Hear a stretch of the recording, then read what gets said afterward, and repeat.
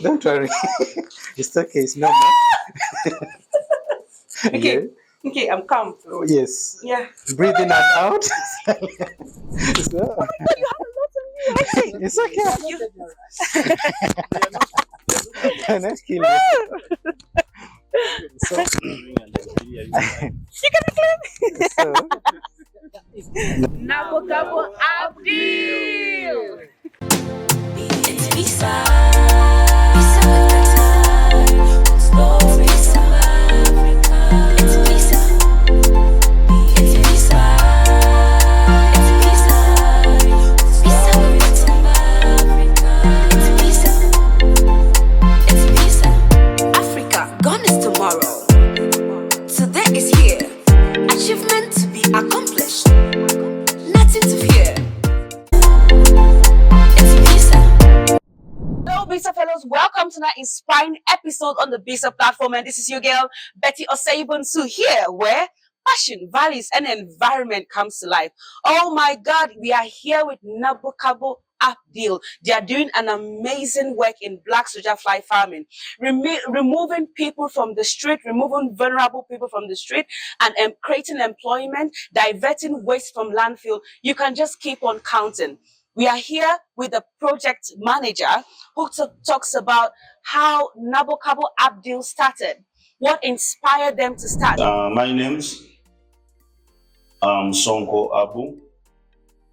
I'm the project manager NABOGABO UPDEAL joint venture and the director in NABOGABO UPDEAL joint venture.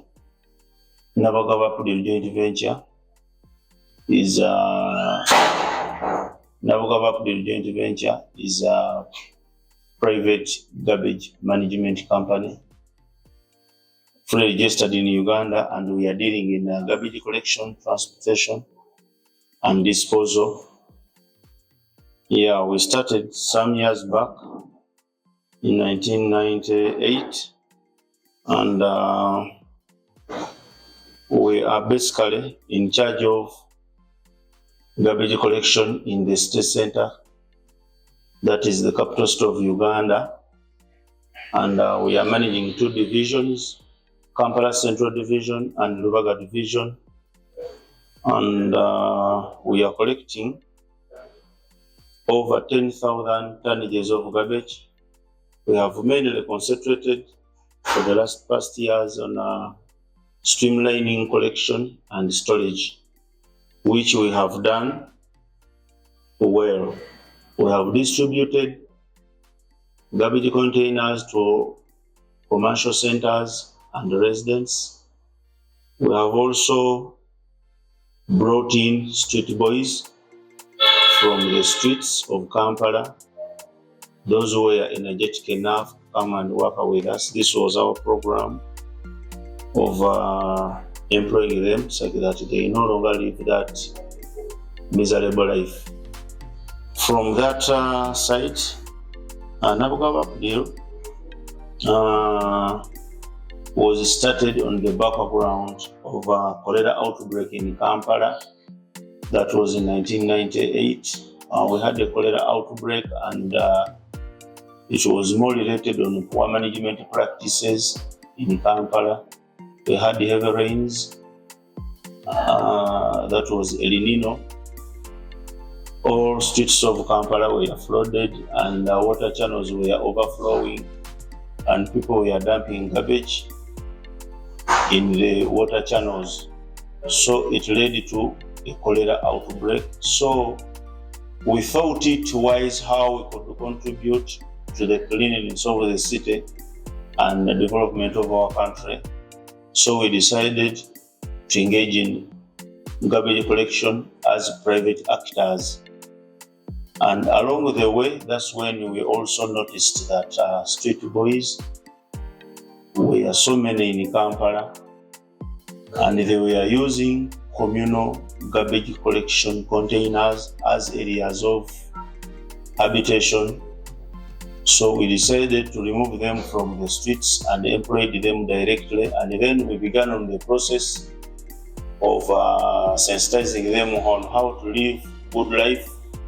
This included making families, learning how to save, learning how to manage garbage, teaching them on healthy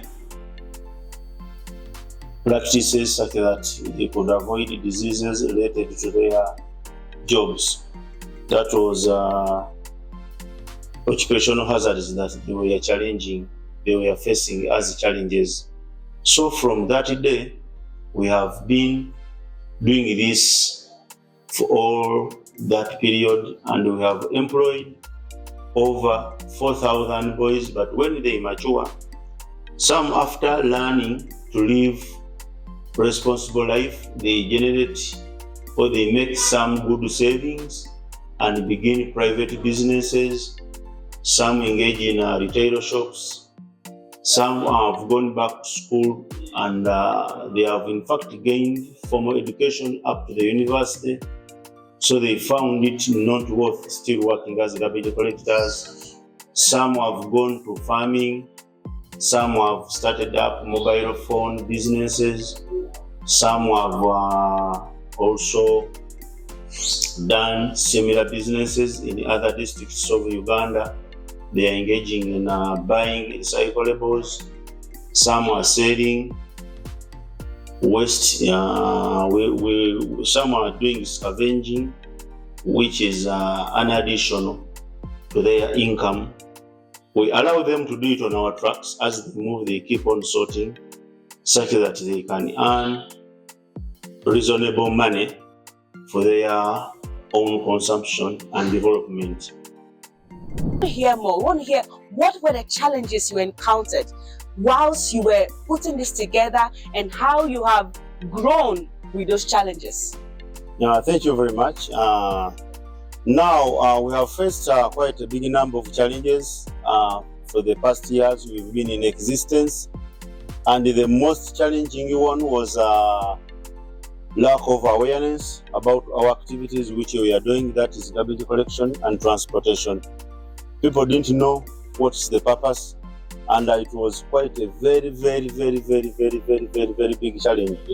But what we did, we continued sensitizing them.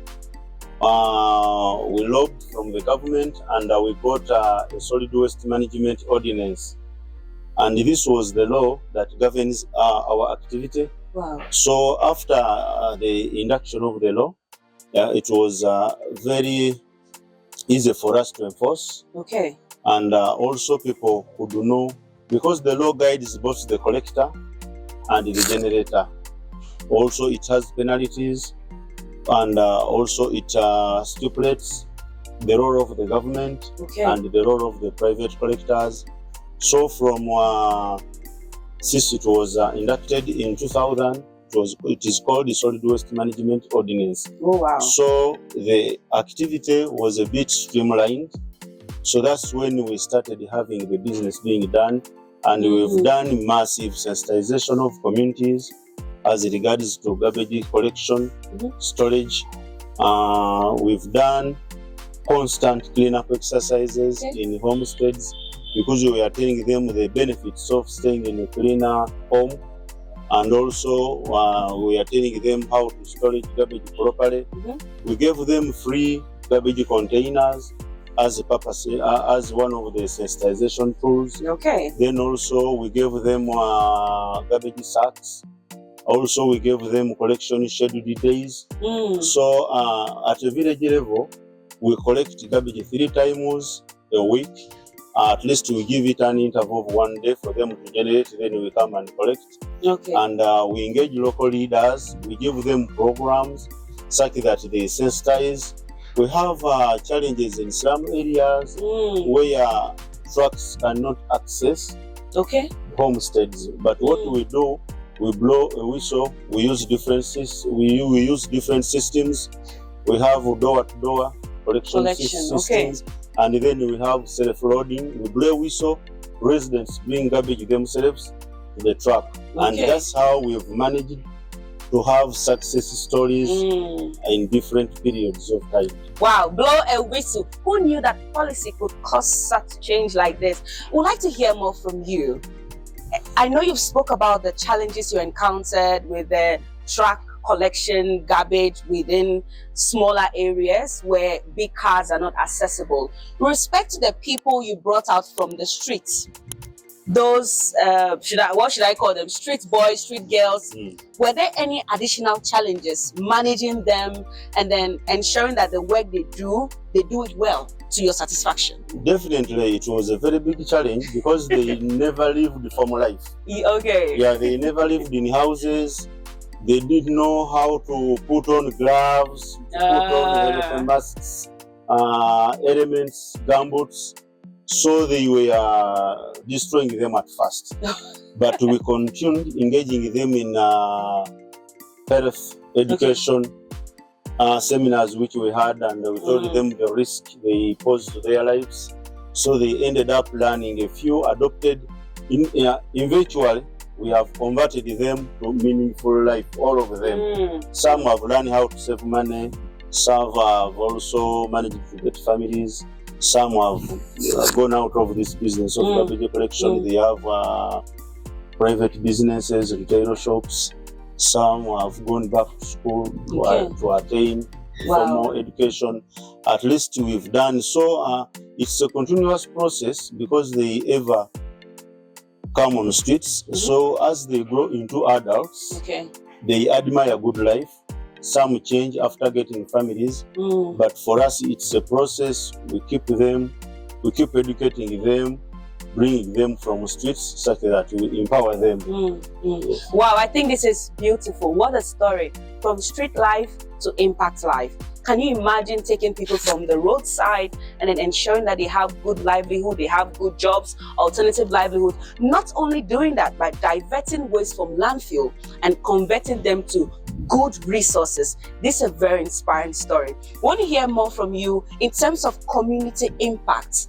How do you think your impact to the community has been? I know you've impacted the lives of these street boys, you've impacted issues of waste, flooding, etc. But in terms of community, how do you think the community has benefited from the work you are doing? Yeah, thank you very much. And the communities have benefited quite a lot, direct and indirect. Okay. And now we introduced sorting in most organized communities like institutions, schools, hospitals, markets. At least people have started sorting because we have a BSF site where we do value addition or our waste. Now people sort waste because we have where we are. At times it was a bit difficult. People could sort, but again we mix and dump. So it was an easy policy to implement. But at least they have lived a good life. You know, when you live in a hygienic area, at least they no longer fall sick as it used to be. They also live in a clean environment, which is a direct benefit to them. And we are soon introducing an appreciation to people who sort. At least we are moving in production of charcoal briquettes. When you sort, we give you few kilograms of charcoal briquettes as an appreciation for having sorted. Also, of recent, we have introduced a tree planting project. Those who sort, we give them seedlings such that they can, we do impact their own fruits, such that people adopt to keeping Kampala city green and clean. Wow. So those are some of the initiatives. Now we give out packaging containers for garbage for free because we need them to begin sorting. So we give them sorting receptacles for free, such that it is a culture now adopted in the capital city where people would sort. And also in areas where we work, we employ directly people from those areas because they see their daughters, sons having been employed by us. So they respect the activity we are doing because these are the people who are born there. They know each and everything concerning their villages. So that's also a direct benefit to them, and they see them changing lives. That's true. With them. That's true. Wow, blow a whistle and we will be there to take your segregated waste. Not only that, but impacting the lives of community. This is inspiring to the peak. Now I want to hear more on how the daily life of NABOGABO UPDEAL looks like. But in hearing this, want to know that Since your inception, when you started, what is the total amount of waste you've diverted from landfills? Definitely, we have diverted quite a big number, which figures I cannot give now, but I can give a few figures that at least our site takes 5 tons per week because we are dealing with sorted waste. Okay. And we have just started this project. Though we started the business of garbage collection, but we were using a government dump site. But because it is getting full, and it's a demand on our side that we get value additional projects, which we have already started. Okay. So we are diverting 5 tons, and in the next 3 years, we are looking at 30% of whatever we collect. Monthly, we collect 10,000 tons of garbage, which we dump at the main dump site. But on our site, within the next 3 years, we are diverting 30% of that. Okay. And we are soon increasing the coverage area, also our capacity, because we have increased on the manpower. We have training programs and also the transport trucks. Okay. Garbage collection trucks, we have procured enough now. Wow. So the capacity, different things are changing depending on the demand. Okay, wow, you heard him very well. But before we continue, black soldier flies is BST, so don't get confused. Black soldier flies. We also want to hear how the day-to-day processing of black soldier fly looks like for NABOGABO UPDEAL. After they've collected the waste from adjoining communities, sorted, they take it to their sites, and this is converted to black soldier flies. So please, can you take us through how a normal day here in the facility looks like? All right. Yeah, this is our set area where we want to establish the B.ISA factory. Okay. But we've started small. We have already a pilot, so we are going to be talking to our site manager, who is an agronomist. He can tell us briefly how everything is done. You can see it is a bit small but very busy. Okay. You see the material we are dumping here. We sort it first, then we get what we need. You can see the sorted material here. All these are glasses from hotels, so we are soon also getting a crusher. For them here we had the plastic, you can see it, but some was taken by the recyclers. And how many employees do you have here? They are around 5. Because most of the work here needs technical people. That's why we don't have so many people. Who does the sorting? Yeah, we have the group here. The site manager is going to be explaining to you how everything is done. Here it is a bit organized because we need here real material covered. So here we are having flowers, BSF being produced here. Let him take us through as we tour the area. Okay. Yeah. Then I have to give him a microphone. So if you have anything, you can also see because you're holding a microphone. So you can take us through the day-to-day. You're welcome to the facility. No, it's okay. Would you talk sometimes? No, I don't think. Because I want you to hear. Please, you can go ahead. You're most welcome to our facility. Thank you. My name is Patrick Owol. I'm the agronomist and the site manager for NABOGABO UPDEAL, and the one leading the black soldier fly farming. And this is our site. So here there are a lot of things that we do, and there are a lot of products that we get from black soldier fly farming.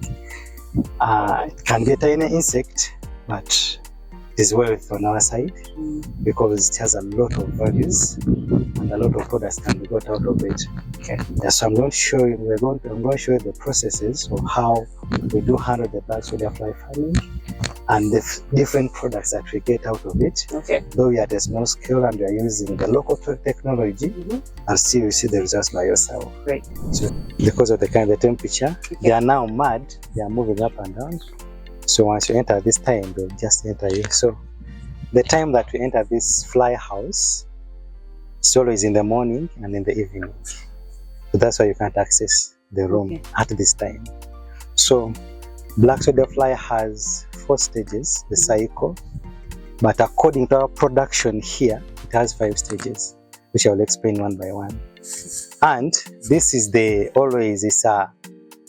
last stage, But may I consider it first because it's what gives us what we need. Okay. Because the black soda fly starts from the adult. It is the one that lays the eggs. Then from the eggs, it gives us the babies, which are the neonates. So each stage has different ways that we handle. So from the neonates, which we, sometimes the baby larvae, they grow into an adult larva. So that larva, from the larva stage, that's what we can actually, that's what can actually go to the market, either as wet larvae or the dry larvae. So the dry larvae is what we can also get a actual larva meal from it. Then the wet can also be fed directly to the feed, to the animals. It can either be fish, poultry, the pigs, all the that is as live as it is. So then, first of all giving a brief, then actually got the practical knowledge behind. Okay. Now then, from there, we have, that one can be sold. But these flies die after 9 days. They die? Okay. Yes. So, but after 9 days, you must keep your cycle going, what we call, make sure your colony is persistent. So in our language, we always say, the fly house should not be dry. It has to be consistent, that it's actually, you always find flies inside. So how do we do that? We have a reproductive area that we have to make sure that our larva is always on by production of the pupa. So from the larva stage, we have now the pupa stage, which takes 32 days. So how do we do it? We separate. After getting our eggs, we actually make 20% of what we collect from the eggs every week. Okay. We take for reproduction. We finish as the 32 days. But we have different stages of larvae that go for 32 days. So now from the larvae stage, we have the pupa, the pre-pupa, which is they are black and they keep moving. That one takes 8 days. Then the actual pupa itself, which is last, that takes 7 days. Okay. Yes, so they are stiff and dormant. They take 7 days. Then they go back to the adult what? Fly. Which one? So every stage has different technicalities of handling it. You must be smart while handling all those stages. Otherwise, one stage can make the whole process collapse. Yeah. Okay. So the dead flies, what do you do with it? So the dead flies, what do we do with the dead flies? Once they are dead, it has 18% protein. Okay. In fact, here we don't throw anything. So once they die, we collect them. We can mix even the feed meal. Okay. Yes. So let me explain the adult here. So as brief as I say, okay, I gave the entire picture of how it happens. So I'll start from the adult fly. This is how they look like. Okay. This is the black soda flies. Those ones are dead. What you see there, that is the pupa. Okay. So someone will ask me, how do you trap the flies? You just get them somewhere and bring them? No. The answer is a big no. We actually make the pupa. Is the pupa that is being put inside here. Then that pupa inside, they emerge into the flies. The fly. Get me the key. We are going to enter. Don't Are you worry. sure? Yes, don't worry. I want you to feel the. They're gonna fly out. It's okay. Don't worry.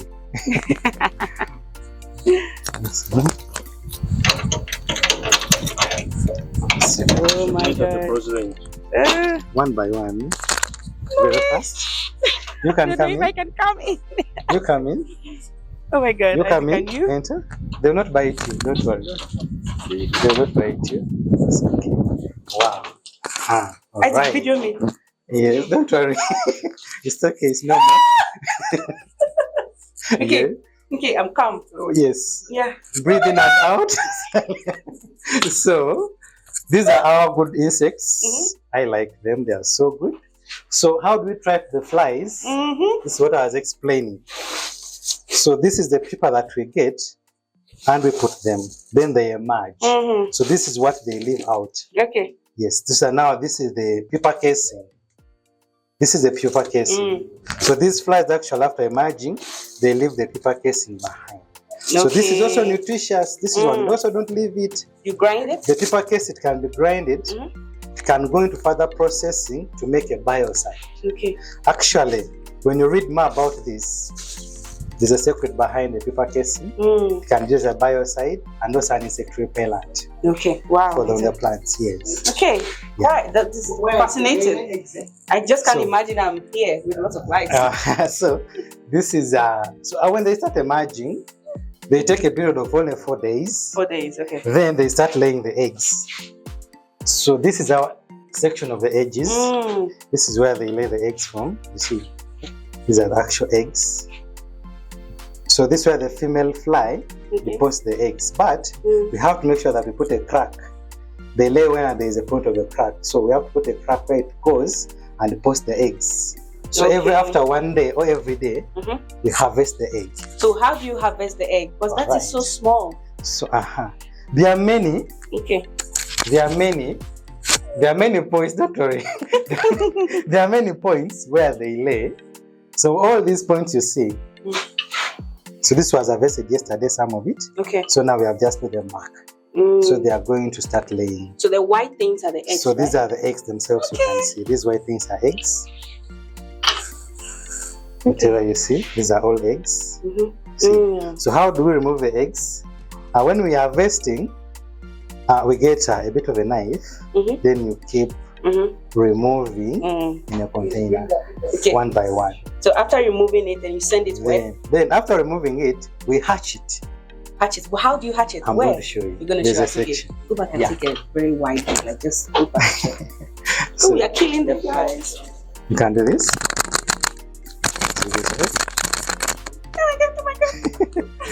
Faster. Oh my God. So, oh my God, you have a lot of me. It's okay. I'm not killing you. So, you can be clean. So, not wait until they have going that way. Now we are bringing this interview to an end. I want to hear from them. What kind of Africa do you want to see? Yeah, thank you very much. We want to have Africa free of pollution, free of garbage, and let's look at garbage as a resource. Let's have it sorted properly such that we add value, because we can no longer do away with the waste because of industrialization. Garbage is everywhere, and per capita generation, like here in Uganda, it is 2 kg annually. So let's have let's look at garbage as a resource. Let's have a pollution-free Africa. Let's utilize resource of garbage properly. Let's have value addition as our main agenda. Wow, let's have value addition as our main agenda. One last question before you leave again. What advice would you want to give to anyone looking at you out there? What advice would you want to use to inspire young people out there? What can they do to actualize this Africa that you've spoken about? Yeah, thank you very much. Let everybody out there look at himself as a solution to Africa's problems, especially of waste management. Let's begin now. It's never too late. Everybody can create positive impact on Africa. Wow, everybody can create a positive impact in Africa. This was your girl B.ISA on the B.ISA platform, and you just saw us speak to NABOGABO UPDEAL in Uganda, how they are transforming communities by converting waste to resources, adding inclusion to them, just ensuring that everything being done is done by community. It benefits community and it's from the community. Do also follow us on all our social media platforms, and don't forget that it is Be Inspired with stories from Africa. Stay tuned. I hope you are inspired, because we are. Stay tuned and don't forget to subscribe to all our social media channels. It's displayed on the screen, and don't forget to press that notification bell to receive updates when they come by. It's B.ISA with the time.